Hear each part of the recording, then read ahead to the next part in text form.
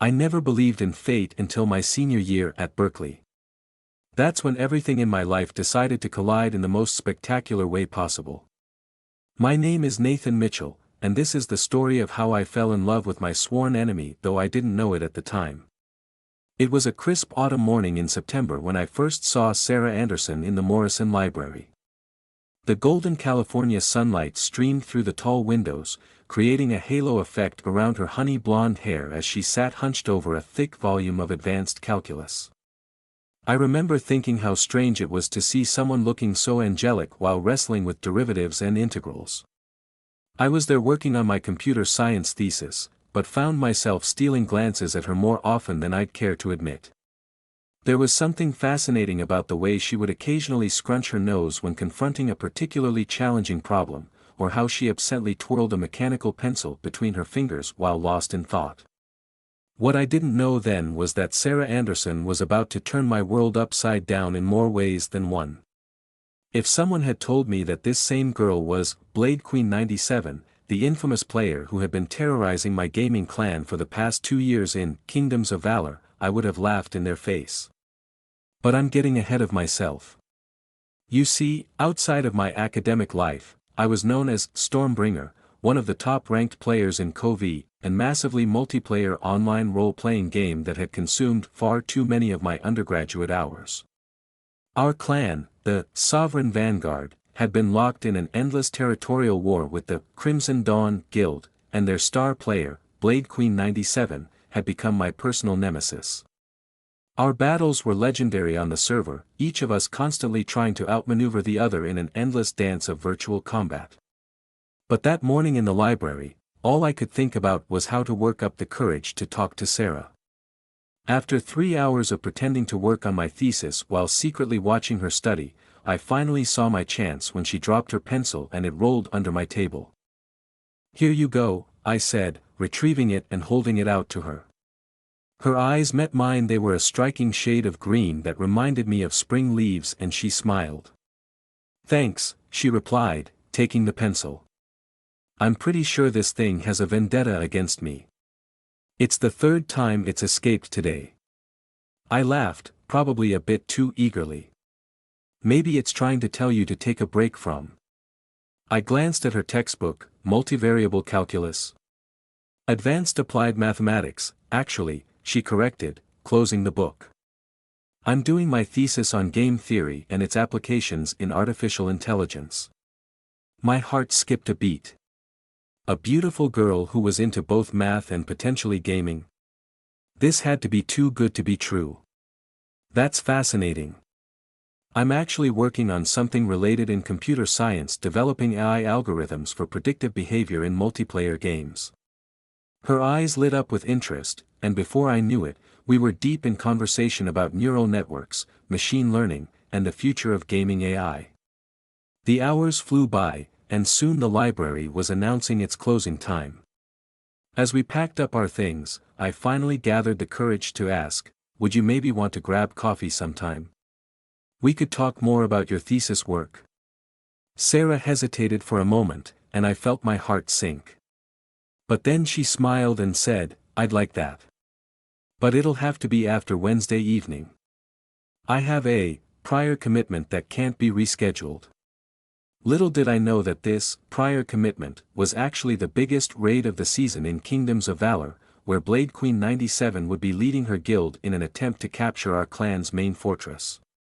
I, of course, would be online defending it as StormBringer, completely unaware that I was fighting against the same girl I was falling for in real life. That week, I floated through my classes in a happy daze, thinking about Sarah. We exchanged numbers and began texting regularly, sharing memes about coding and mathematics that probably would have made no sense to anyone else. There was something so natural about our interactions, as if we'd known each other for years rather than days. On Tuesday night, I received a text from her that made me smile, "Can't wait for coffee on Thursday. But tomorrow night, I have to crush some noobs." I chuckled at the message, assuming she was talking about some casual gaming session. "Same here," I replied. "Got a big battle tomorrow night too. Good luck with your noob crushing." If only I had known that we were both referring to the same battle, the epic confrontation that would see Blade Queen 97 and StormBringer clash in their most dramatic fight yet. But at that moment, I was just a boy looking forward to coffee with a girl who seemed too perfect to be real, completely oblivious to the fact that my virtual arch-nemesis and my budding crush were one and the same person. That night, as I lay in bed thinking about Sarah, I also found myself strategizing about the upcoming raid. The duality of my life, the growing connection with this incredible girl, and my long-standing rivalry with Blade Queen 97 seemed to exist in completely separate universes. The threads of fate were already weaving together a tapestry of coincidence and revelation that would soon turn my world upside down. As I drifted off to sleep, my dreams mixed images of Sarah's smile with the clash of virtual swords, creating a confused tableau that my subconscious couldn't quite sort out. In less than 24 hours, these two separate parts of my life would begin their collision course, setting the stage for a revelation that would change everything I thought I knew about love, gaming, and the strange ways that destiny sometimes chooses to work. Looking back now, I can see all the signs that were there from the beginning. The way Sarah's eyes would light up with the same competitive fire I'd seen in Blade Queen 97's tactical movements. The familiar way she talked about gaming strategy, as if she'd spent countless hours developing and perfecting her theories. But sometimes the truth is too incredible to see, even when it's staring you right in the face.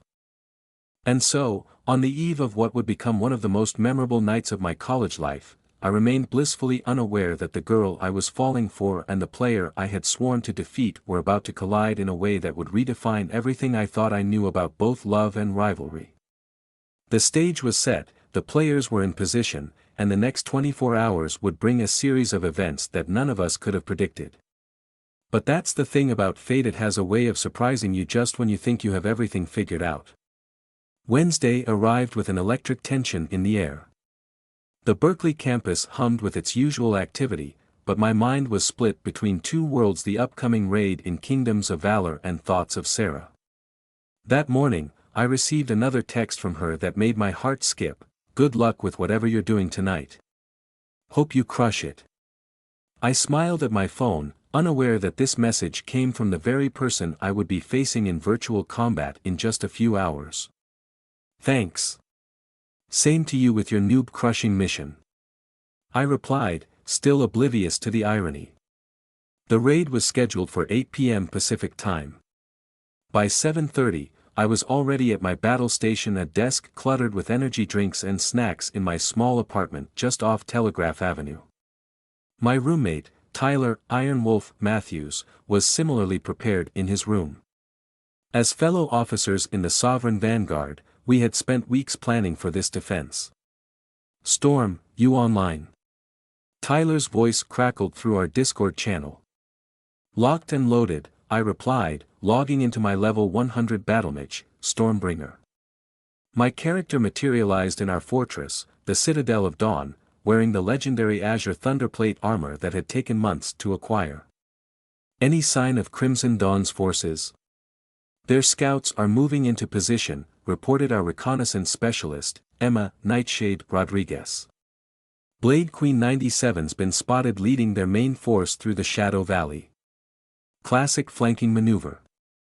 My hands tightened on my mouse. Blade Queen 97 had been my rival for so long that I could almost predict her strategies, or so I thought. She had a way of turning seemingly conventional tactics into devastating surprises. Our last encounter had cost us 3 minor outposts and a significant portion of our guild's treasury. As our 40-player raid group assembled on the battlements, I couldn't help but feel a familiar surge of adrenaline. These confrontations with Blade Queen 97 had become more than just game encounters, they were intellectual chess matches, each of us trying to outthink and outmaneuver the other.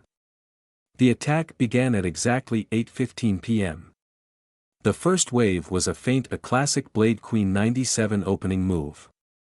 While their archers peppered our walls with artillery spells, I spotted the real threat, a group of stealth assassins attempting to breach our southern gate. "Trap Squad Alpha, engage," I commanded. Our hidden defenders sprang into action, catching the infiltrators in a crossfire of spells and arrows. But something felt different about this attack. It was too obvious, too predictable for Blade Queen 97's usual standard. That's when all hell broke loose. The real attack came from below. While we were distracted by the surface assault, Blade Queen 97's engineers had tunneled beneath our defenses. Explosions rocked the fortress foundations, and suddenly elite Crimson Dawn strike teams were pouring into our central courtyard. "They're inside the walls," Tyler shouted. "Storm, we need you down there." I teleported my character to the courtyard just in time to see Blade Queen 97's avatar leading the charge.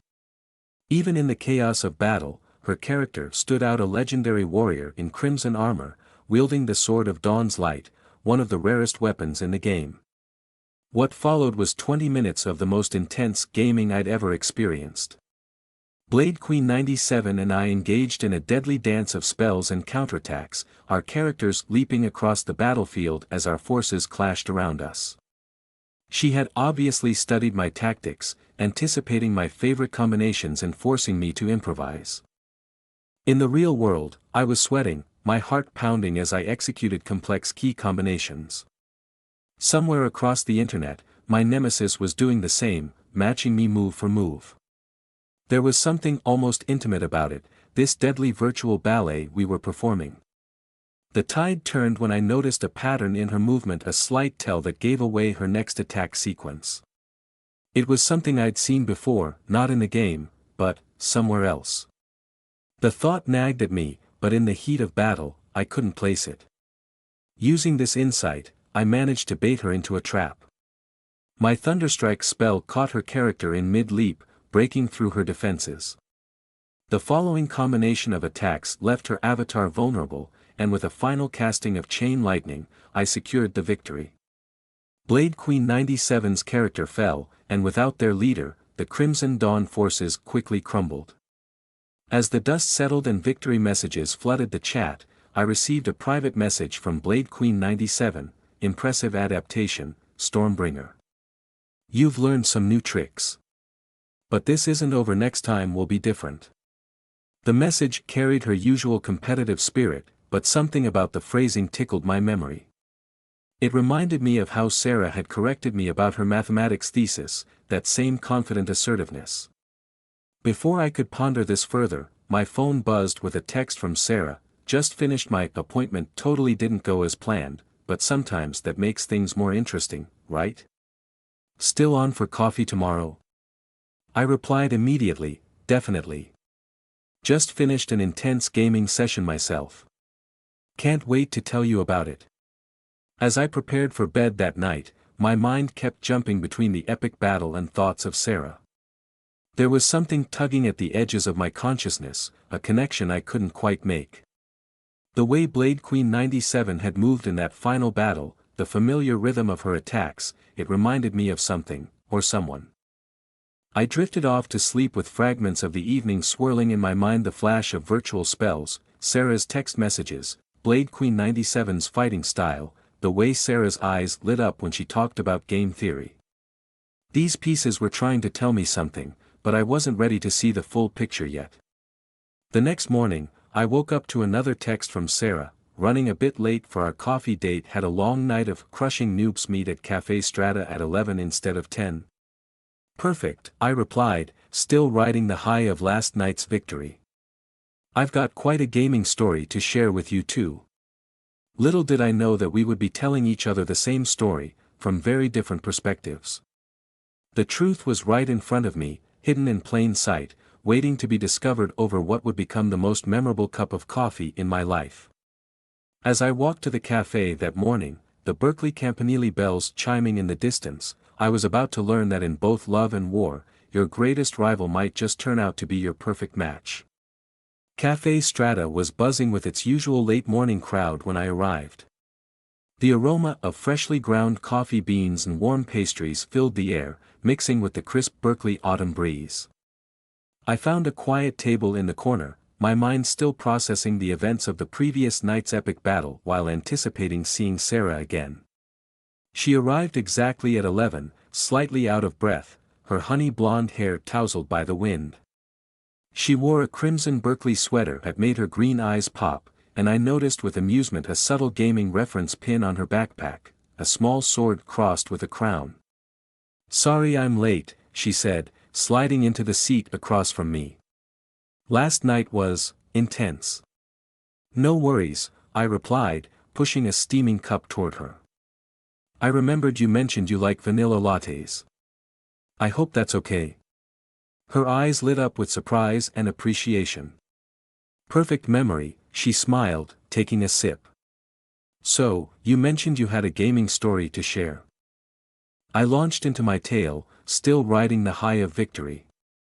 "You won't believe what happened last night in this game I play, Kingdoms of Valor. My clan and I were defending our fortress against our biggest rivals. As I described the battle, I noticed something odd. Sarah's expressions kept shifting between amusement, recognition, and something else I couldn't quite place. When I got to the part about the underground tunnel strategy, she nearly choked on her coffee.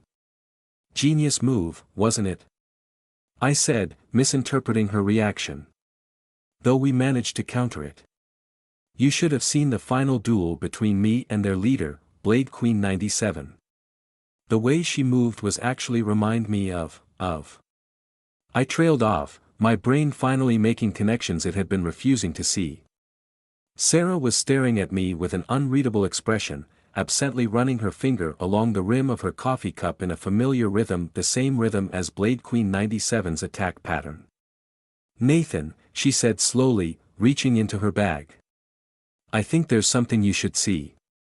She pulled out her laptop, opened it, and turned it toward me. On the screen was a character profile page for Kingdoms of Valor. There, in high-resolution glory, was Blade Queen 97's character in full Crimson Dawn regalia, complete with the Sword of Dawn's light. "No way," I whispered, the pieces finally falling into place. The game theory thesis, the Wednesday night commitment, the familiar fighting pattern, even her crimson sweater, it had all been right in front of me. "Way," Sarah replied, a mix of nervousness and amusement in her voice. "Surprise, StormBringer. Your arch-nemesis takes her coffee with vanilla." The world seemed to tilt on its axis. 2 years of intense rivalry, countless battles, dozens of strategic face-offs, all with the girl sitting across from me, the same girl who made my heart race every time she smiled. But last night," I stammered. "I defeated you." "First time for everything," she grinned, though I could see the competitive fire in her eyes. "Though I still maintain that last Thunder Strike was a lucky shot." "Lucky shot?" I couldn't help but laugh. "I predicted your movement pattern. You always do that little stutter step before a major attack sequence. Just like how you always lead with a defensive spell when you're planning an aggressive push," she countered. "I've had your number for months, Mitchell." We stared at each other for a long moment, years of virtual rivalry colliding with weeks of growing attraction. The tension was broken when Sarah suddenly burst out laughing, and I couldn't help but join in. The situation was too absurd not to. "So all those times you trash-talked me in guild chat," I began. "And all those times you sent taunting messages after capturing our outposts," she added. "While we were both just Berkeley students trying to pass our classes and finish our theses," she completed my thought. The conversation that followed was surreal. We compared notes on our most memorable battles, now seeing them from both sides. Every victory I'd celebrated, every defeat that had frustrated me, they all took on new meaning as Sarah described her perspective. "Remember the Battle of Shadow Vale?" she asked, eyes shining with excitement. "When you thought you had me cornered? And you pulled off that impossible escape through the mountain pass? That was incredible. I was angry for days trying to figure out how you did it." "Game theory application," she winked. "I calculated the risk-reward ratio of various escape routes based on your previous behavior patterns. Actually used that example in my thesis." "You're writing your thesis about our battles?" I asked, incredulous. "Parts of it," she admitted. The strategic dynamics between StormBringer and Blade Queen 97 make for fascinating case studies in competitive game theory and behavioral prediction. As we talked, I found myself falling even harder for her. Her brilliant tactical mind, her competitive spirit, her ability to see patterns and possibilities, all the things that had made Blade Queen 97 such a formidable opponent were the same things that made Sarah absolutely fascinating. But there was still one question nagging at me. "Sarah," I said, suddenly serious. "What happens now? Our guilds are still at war. We're still technically enemies in game." She leaned forward, her green eyes meeting mine with intensity. "Well, that depends on a few things, Nathan. First, can you handle dating your virtual arch-nemesis? Second, are you willing to admit that my tunnel strategy last night was brilliant? And third." She paused, a mischievous smile playing at her lips. "Are you free Saturday night for both a real-life date and a guild raid?" Looking at her across the table, seeing both Sarah Anderson the brilliant Berkeley student and Blade Queen 97 the legendary warrior, I realized that fate had played an incredible trick on us all. In trying to defeat my greatest rival, I had actually been falling in love with her all along. "Yes to all three," I replied, reaching across the table to take her hand. Though I still maintain that last night's victory was skill, not luck. "Rematch tonight?" she challenged, squeezing my hand. "You're on," I grinned. "Winner buys dinner." As we sat there in Café Strata, planning both our next date and our next virtual battle, I couldn't help but marvel at how perfectly these two parts of my life had collided. The girl of my dreams and my gaming nemesis were one and the same, and somehow, that made perfect sense. What we didn't know then was that news of our revelation was about to send shockwaves through both of our gaming guilds, and the coming weeks would test not only our budding relationship but also our leadership abilities in ways we never expected. The story of StormBringer and Blade Queen 97 was far from over. In fact, it was just beginning its most exciting chapter. News travels fast in the gaming world, and even faster in a college town like Berkeley. By Friday evening, both the Sovereign Vanguard and Crimson Dawn were buzzing with rumors about their leaders. It started when Emma Nightshade Rodriguez spotted us having dinner at Jupiter Pizza on Center Street. "Storm, is that you?" she had called out, approaching our table. "Oh my God, wait, aren't you Blade Queen 97? Sarah had given a small wave, still holding my hand across the table. "Guilty as charged. Nice to finally meet you, Nightshade. Your stealth archer skills are legendary." Emma had stood there, mouth agape, looking between us several times before pulling out her phone. Within minutes, our Discord channels exploded. Now, sitting in my apartment the next day, I watched the chaos unfold on my computer screen. The reactions ranged from disbelief to outrage to amusement. "Iron Wolf, our fearless leader, is dating Blade Queen 97. Storm, this better be a next-level tactical move. Dark Phoenix, talk about sleeping with the enemy, literally. Shadow Master, betrayal. How do we know she's not just spying on us? Crimson Knight, our queen is consorting with the enemy. What's next, a server-wide peace treaty?" Sarah was dealing with similar reactions from her guild. She sent me screenshots of her Discord chat. "Redhawk, my mind is blown. StormBringer. Really? The same guy who spawn camped our entire raid group last month? Dawn Guardian, this is either the greatest love story or the biggest security breach in CoV history." Well, Sarah messaged me privately, "This is going about as well as expected. Want to meet at FSM Cafe and plan our defense strategy?" When I arrived at Free Speech Movement Cafe, Sarah was already there, her laptop open and a determined look on her face. She'd traded her crimson sweater for a neutral gray Berkeley hoodie, which made me smile. "Okay," she said as I sat down, "we need to handle this carefully. Both guilds are freaking out, and we need to prove that our relationship won't compromise either side." "Agreed," I nodded, pulling out my own laptop. "But maybe this is also an opportunity. I've been thinking. About changing how the guilds interact, she finished my thought. Me too. The endless war mechanic is getting old, and player retention is dropping across all servers. We spent the next few hours drafting what we would later call the Dawn Vanguard Accordance. The idea was revolutionary. Instead of perpetual warfare, we would introduce a new system of limited engagements and collaborative raids. Both guilds would maintain their independence but would also have structured ways to compete and cooperate. It's like game theory meets diplomacy, Sarah explained excitedly, her eyes shining with that familiar intellectual fire. We create a framework where both guilds benefit more from controlled competition than endless warfare. Plus, I added, it gives players more choices about how they want to engage with the game.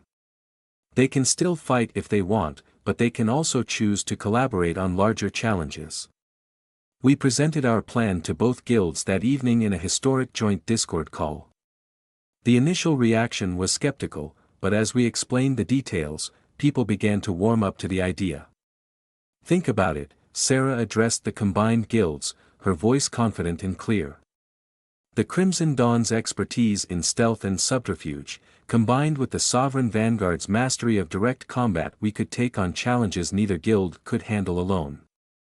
And for those who still want to fight, I added, we're introducing structured tournament systems with actual rewards, not just endless territory grinding. Emma was the first to speak up in support. I mean, if Blade Queen and Storm can get past their rivalry, anything's possible, right? Tyler Iron Wolf chimed in, the tournament system does sound pretty cool. Better than running the same raids over and over. As the discussion continued, Sarah reached under the table and squeezed my hand. We were watching years of rivalry transform into something new, all because we had stumbled into each other in the Morrison Library. The next few weeks were a whirlwind of activity both in-game and in real life. We organized the first Dawn Vanguard tournament, a massive event that drew players from across the server. Sarah and I competed on separate teams, maintaining our competitive spirit while showcasing how rivalry could be both intense and respectful. Between guild activities, we went on proper dates hiking in the Berkeley Hills, studying together in the library where we first met, and discovering our shared love for obscure indie games at Victory Point Cafe. Our gaming sessions now alternated between competitive matches and collaborative adventures, each one teaching us more about each other. One evening, as we sat on the steps of Doe Library watching the sunset, Sarah turned to me with a thoughtful expression. You know what's funny, she said. All those months of fighting in-game, I was actually developing strategies based on how much I respected your playing style. Even when I hated StormBringer, I admired him. Same here, I admitted. Every battle with Blade Queen 97 pushed me to be better. I just never expected to fall in love with my greatest rival. Life's full of plot twists, she smiled, leaning her head on my shoulder. Speaking of which, have you thought about what happens after graduation? The question hung in the air, heavy with implications. We were both seniors, and the real world was looming on the horizon. But before I could answer, both our phones buzzed simultaneously. Server alert, Sarah read, sitting up straight. A new world boss has appeared in the Shadowlands, recommended players, 80+. Wait, is this the legendary Void Dragon? I finished, already pulling out my laptop. They say it requires perfect coordination between multiple guilds to defeat it. Sarah's eyes met mine, that familiar competitive spark dancing in them. Well, co-leader, shall we make history? First couple to lead a multi-guild raid against a world boss. As we quickly set up our equipment there on the library steps, coordinating with our guilds and preparing for another adventure, I realized that our story had evolved into something neither of us could have predicted. We had transformed from rivals to partners, not just in the game or in life, but in creating something entirely new. The sun set over the Berkeley campus as we launched the game, our fingers intertwined when not on our keyboards, ready to face whatever challenges came our way, virtual or real, together. But even as we prepared for this new challenge, we had no idea that the biggest test of our relationship was still to come, waiting for us at the most unexpected moment, graduation day. Graduation day at UC Berkeley dawned bright and clear, the May sunshine warming the historic campus as thousands of soon-to-be graduates and their families gathered at Memorial Glade. I adjusted my cap and gown, the blue and gold colors of Berkeley reflecting my mixed emotions about this milestone. Sarah and I had decided to keep our relationship relatively quiet on campus, despite our growing fame in the Kingdoms of Valor community. The Dawn Vanguard Accordance had been such a success that gaming news sites had picked up the story, praising the innovative approach to guild warfare. But today wasn't about StormBringer and Blade Queen 97, it was about Nathan Mitchell and Sarah Anderson, about to complete our journey at Berkeley. We had planned everything carefully. After the ceremony, I would finally tell Sarah something I'd been holding back for months. The small box in my pocket felt like it weighed a ton, even though it only contained a delicate silver necklace with 2 crossed swords forming a heart, a custom piece I'd had made to commemorate our unique love story. The ceremony proceeded as expected, with speeches about future possibilities and changing the world. I kept stealing glances at Sarah, sitting several rows ahead of me with the applied mathematics graduates.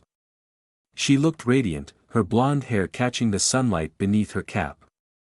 Every now and then, she would turn slightly, and I'd catch a glimpse of her profile, making my heart skip a beat just like it had that first day in Morrison Library. What I didn't know was that Sarah had her own plans for that day. While I was nervously touching the box in my pocket, she was preparing to turn our graduation into something extraordinary. As the names were called and students walked across the stage, I couldn't help but think about how far we'd come. Just months ago, we were sworn enemies in a virtual world, and now I couldn't imagine my life without her. We'd both accepted job offers in San Francisco, me at a gaming company as an AI developer, her at a tech firm specializing in applied game theory. Even our careers seemed to mirror our journey together. Sarah Anderson, the dean called out. I watched proudly as she walked across the stage, accepting her diploma with that confident grace I'd first fallen in love with. But instead of returning to her seat, she moved to the side of the stage, pulling something from beneath her gown. My heart stopped when I realized what it was, a gaming headset. "Excuse me, everyone," she spoke into the microphone, her voice carrying across the crowd. "I'm sorry to interrupt, but there's something I need to do." The crowd murmured in confusion as Sarah put on the headset. Suddenly, the huge video screens that had been showing close-ups of the graduates switched to a familiar sight, the login screen of Kingdoms of Valor. "Nathan Mitchell," she called out, or should I say, StormBringer. A gasp went through the crowd as I stood up, my face burning red. On the screens, Sarah's character, Blade Queen 97, appeared in her full glory. 8 months ago, I met you in Morrison Library, not knowing you were the same person I'd been battling in the virtual world for 2 years. Since then, you've shown me that sometimes your greatest rival can become your greatest ally, your best friend, and your true love. She pressed a button, and her character knelt down in the game, presenting a virtual sword, but not just any sword. It was a perfect digital replica of StormBringer, the legendary weapon I'd been trying to craft in-game for months. In both real life and in the game, you've proven that competition doesn't have to mean conflict, that opposing forces can create something beautiful together. So, Nathan Mitchell, will you accept this legendary weapon and my hand in marriage? The crowd erupted in shocked cheers and laughter. My classmates were pushing me forward, and somehow I found myself walking toward the stage, my legs moving on autopilot. The box in my pocket suddenly felt very small compared to the grand gesture Sarah had just made.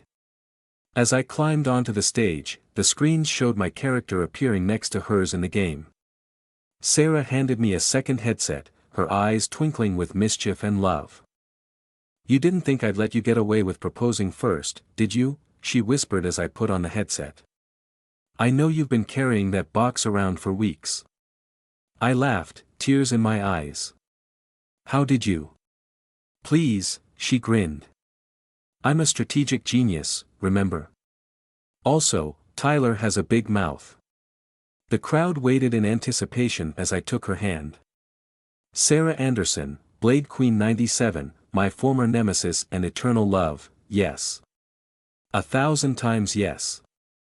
The cheers were deafening as we kissed, while on the screens above us, our characters performed the rare, eternal bond emote, sending sparkles of virtual fireworks across the display. Later that evening, at our graduation party in Jupiter Pizza, surrounded by friends from both guilds and our families, Sarah and I finally exchanged our gifts. She slipped on the silver necklace I'd been carrying, while I equipped the virtual StormBringer in-game.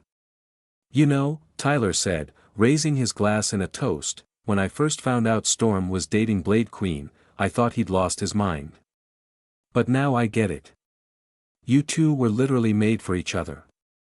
"The best kind of game," Emma added, "is one where everyone wins." Sarah leaned against me, her new necklace glinting in the restaurant's lights. "So, Mr. Mitchell, ready to start our next quest together?" I pulled her closer, thinking about all the adventures ahead of us, both virtual and real. "As long as you're my co-player, I'm ready for anything. Even meeting my parents tomorrow," she teased. "Dad's a pretty serious raider in World of Warcraft, you know." "Bring it on," I laughed. "After facing you in battle for 2 years, I can handle anything." As the night wore on and we celebrated with our friends and family, I couldn't help but marvel at how perfectly everything had come together. Our story was one that nobody would believe if it wasn't documented in game logs and wedding proposals at graduation ceremonies, the tale of two rivals who found love across the battlefield of a virtual world. That night, before logging off Kingdoms of Valor, Sarah and I stood our characters on the highest tower of our newly unified guild hall. The virtual sun was setting over the digital landscape, casting long shadows across the world we'd helped reshape. "Ready to log out?" Sarah asked, her character performing the dance emote. "Actually," I said, "I was thinking maybe one more quest. For old time's sake." She smiled that brilliant smile that still made my heart race. "Race you to the Shadowlands? Last one there buys breakfast tomorrow. You're on, Blade Queen." And as our characters raced across the virtual landscape, I knew that this was just the beginning of our greatest adventure yet. Sometimes the best games aren't the ones you win, but the ones that lead you to exactly where you're meant to be. Game over? No. New game begin.